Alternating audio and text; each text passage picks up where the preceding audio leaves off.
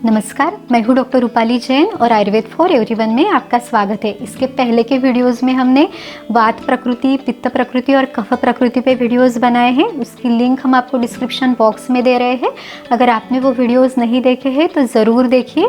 काफ़ी लोगों ने कमेंट बॉक्स में हमें पूछा है कि आप द्वंद्वज प्रकृति यानी जिन व्यक्तियों के शरीर में तीनों में से कोई दो दोष ज़्यादा है तो उन प्रकृति में हम क्या लक्षण दिखते हैं या क्या चिकित्सा दे सकते हैं। द्वंद्वज प्रकृतियाँ यानी उसमें फिर वात पित्त, वात कफ, कफ पित्त ये प्रकृतियाँ रहती है, तो उसमें कौन से लक्षण हमें दिखाई देते हैं। देखिए, आयुर्वेद की संहिताओं में सभी प्रकृतियों का बहुत विस्तार से हमें वर्णन मिलता है, लेकिन ये जानना सिर्फ आयुर्वेद चिकित्सक के लिए ही ज़रूरी है। आपको सिर्फ स्थूल स्वरूप में यानी मोटे तौर पे आपकी प्रकृति का अंदाज आने के लिए ही सिर्फ आपको इन लक्षणों को जानना ज़रूरी है। हर व्यक्ति की प्रकृति में दोषों का तरतम भाव रहेगा, यानी दोषों का कम या ज़्यादा रहना उस प्रकृति पे निर्भर रहेगा और उसके अनुसार उसमें हमें पर्सनल वेरिएशन भी मिलेंगे। अगर समझिए किसी व्यक्ति की द्वंद्वज प्रकृति है, समझिए अगर वात पित्त प्रकृति है तो उसमें वात और पित्त ये दोष ज़्यादा रहेंगे, कफ दोष उसकी तुलना में उनमें कम रहेगा। तो ये वात दोष है, ये पित्त दोष है, तो ये वात दोष जो ये यहाँ भी रह सकता है, यहाँ भी रह सकता है। पित्त जो है ये यहाँ भी रह सकता है या फिर ज़्यादा भी रह सकता है। तो ये दोषों के अनुसार उनके जो लक्षण है वो भी हमें कम या ज़्यादा दिखाई देते हैं। तो हम ये तीनों प्रकृतियों के जितने लक्षण हमने आपको बताए हैं, तो उसमें वात प्रकृति के लिए भी, पित्त के लिए पी या कफ के लिए के, ऐसे आप काउंटिंग उसमें कर सकते हैं और फिर उसके अनुसार खुद की प्रकृति के बारे में आप अंदाज लगा सकते हैं। लेकिन अगर आपको इसकी पूरी जानकारी यानी खुद की एग्जैक्ट प्रकृति कौन सी है ये अगर आपको जानना है तो किसी भी शुद्ध आयुर्वेद चिकित्सक के पास आपको जाना पड़ेगा और इसकी जानकारी लेनी पड़ेगी। आज के वीडियो में हम वात, पित्त और कफ इन तीनों प्रकृतियों के शारीरिक विशेषताओं की कंपैरिजन यानी इनका तुलनात्मक वर्णन देखेंगे। लेकिन ये देखने के पहले हमें ये जानना बहुत ज़रूरी है कि वात, पित्त और कफ ये तीनों दोष उसकी नैसर्गिक स्वरूप में यानी नेचुरल स्थिति में वो क्या काम करते हैं। तो वात की जो नैसर्गिक अवस्था में जो वात का कार्य है वो है गति। फिर हमारी जो ज्ञानेंद्रिया है, जैसे हमारा सुनना है, कहना है, त्वचा का जो स्पर्श करना है, ये सब गति वात की वजह से रहती है। फिर जो हमारी कर्मेंद्रिया है तो उनके जो काम है यानी हमारा चलना फिरना ये सब जो काम है उसमें भी गति रहती है, तो ये भी वात का काम है। फिर जो हम खाना खाते हैं तो उस अन्न को जो गति मिलती है वो भी वात की वजह से है। शरीर में जो भी रक्त संचार होता है वो भी वात की वजह से है। जो यूरिन और स्टूल जो बाहर निकलते हैं, शरीर से बाहर इनकी गति होती है वो भी वात की वजह से है। और अगर वात दोष प्राकृत अवस्था में रहे तो ही उसके ये सब जो कार्य है ये प्राकृत अवस्था में हो सकते हैं। इसके साथ ही जो पित्त दोष है उसका काम है परिवर्तन, रूपांतर, यानी एक का दूसरे में रूपांतर करना। जैसे हम खाने में तो हम दाल चावल सब्जी रोटी खाते हैं, लेकिन इसका जो रूपांतर होता है तो सप्त धातुओं में इसका परिवर्तन होता है। तो उसमें रस, रक्त, मांस, मेद, अस्थि, मज्जा और शुक्र, इसमें ये रूपांतर करने वाला जो है वो ये पित्त दोष है। और जो कफ दोष है उसका जो काम है वो है धारण करना, स्थैर्य बनाए रखना, यानी हमारे शरीर में ये जो धारण करने की एक क्षमता है ये कफ दोष की वजह से है। और ये तीनों दोष जब सम मात्रा में रहते हैं यानी जब इनका बैलेंस रहता है तो ही व्यक्ति स्वस्थ रहता है। तो अब देखते हैं कि जो वात, पित्त और कफ प्रकृति के व्यक्ति है उनकी शारीरिक लक्षणों में हम कैसे तुलना कर सकते हैं।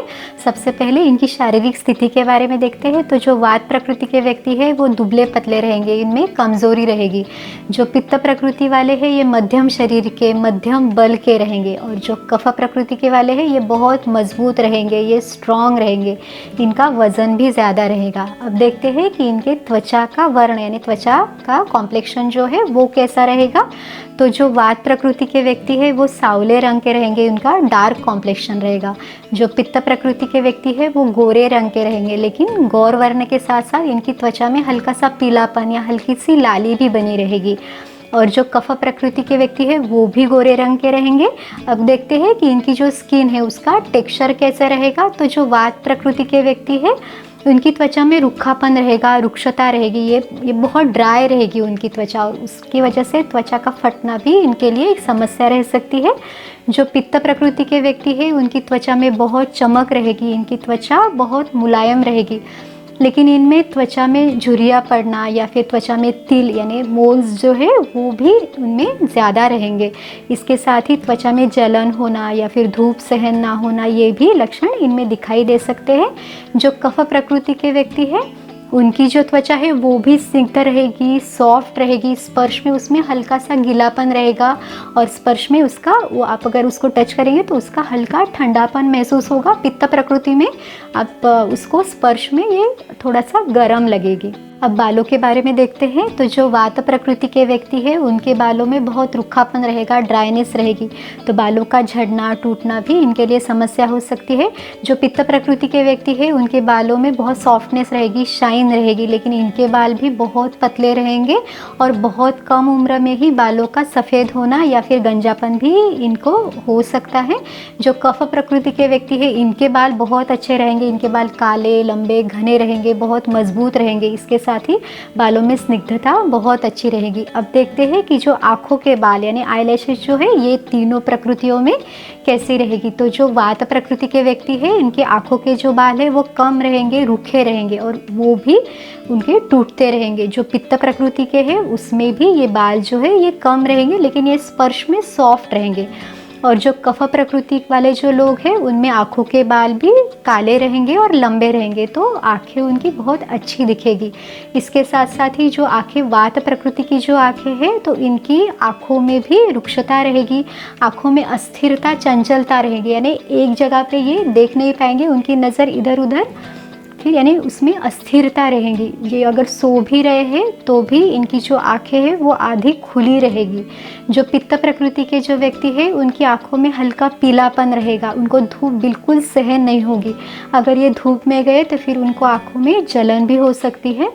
और जो कफ प्रकृति के व्यक्ति हैं इनकी आंखें बड़ी रहेगी, सफ़ेद रंग की रहेगी। अब जोड़ों के बारे में यानी जॉइंट्स के बारे में देखते हैं। तो जो वात प्रकृति के व्यक्ति है उनके जोड़ों में स्निग्धता की कमी रहती है, तो जब भी उनका चलना फिरना रहेगा तो उनके जोड़ों में से आवाज़ आएगी। लेकिन कफ प्रकृति के जो व्यक्ति है उनके जोड़ों में ये स्निग्धता बहुत अच्छी रहती है, तो उनके जो जॉइंट्स हैं वो बहुत मजबूत रहते हैं। अब देखते हैं कि इन तीनों प्रकृतियों में भूख कैसे लगेगी। तो जो वात प्रकृति के व्यक्ति है उनकी भूख लगना यानी खाना खाने का मन होना ये भी विषम रहता है, यानी उनको कभी भूख लगेगी कभी नहीं लगेगी, कभी खाने के लिए मांगेंगे और जब खाना खाने बैठेंगे तो कहेंगे कि भूख नहीं है।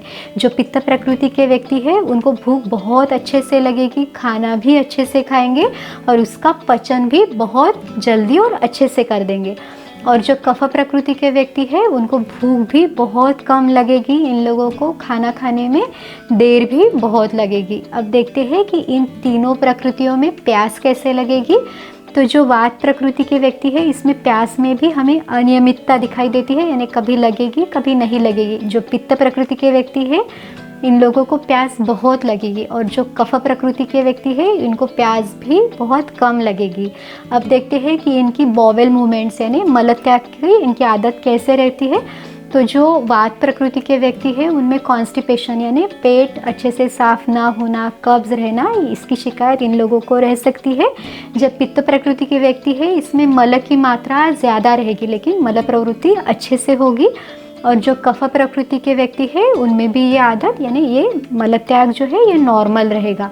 अब देखते हैं कि पसीना आना इन तीनों प्रवृत्तियों में कैसे रहेगा। तो जो कफ प्रकृति के और जो वात के जो व्यक्ति है इनमें पसीना कम आएगा और जो पित्त प्रकृति के व्यक्ति है उनमें पसीना भी ज़्यादा आएगा। अब नींद के बारे में देखते हैं। तो जो वात प्रकृति के व्यक्ति है उनको नींद कम आएगी, इनकी नींद जो है वो डिस्टर्ब रहेगी, यानी थोड़ी सी भी अगर आवाज़ आई तो इनकी नींद खुल जाएगी। जो पित्त प्रकृति के व्यक्ति है उनकी नींद मध्यम रहेगी, यानी बहुत ज़्यादा नहीं बहुत कम नहीं। लेकिन जो कफ वाले व्यक्ति है उनको नींद लेना, उनको सोना बहुत पसंद है, यानी थोड़ा सा भी अगर उनको चांस मिला या सोने की जगह मिली तो वो बहुत जल्दी से सो जाएंगे। अब देखते हैं कि इन तीनों प्रकृतियों में आवाज़ या बात करने का तरीका कैसे रहेगा। तो जो वात प्रकृति वाले व्यक्ति है उनकी आवाज़ में रुखापन रहेगा, यानी सॉफ्टनेस नहीं रहेगी, उनकी बात में कुछ अस्पष्टता रहेगी, यानी जो बोलते हैं तो उसके कुछ शब्द हमें समझ में आएंगे कुछ समझ में नहीं आएंगे, लेकिन हर किसी में ये लक्षण दिखेगा ये भी ज़रूरी नहीं है। और इन लोगों की एक और आदत रहेगी कि एक बात पे बात करते करते वो अचानक से विषय चेंज कर देंगे, यानी दूसरी ही बात पे बात करने लगेंगे। जो पित्त प्रकृति के व्यक्ति है वो बहुत अच्छे वक्ता रहेंगे, खुद की बात को बहुत अच्छी तरीके से दूसरों के सामने रखेंगे। और जो कफ प्रकृति के व्यक्ति है उनकी आवाज़ में भी बहुत मिठास रहेगी और जो उनकी आवाज़ में एक भारीपन रहेगा, तो उनकी आवाज़ की एक अलग से पहचान रहेगी। अब देखते हैं कि महिलाओं में मासिक धर्म या मासिक स्राव इन तीनों प्रकृतियों में कैसे रहेगा। तो जो वात प्रकृति की जो महिलाएं हैं उनमें स्राव की मात्रा कम रहेगी, उसका डार्क कलर रहेगा।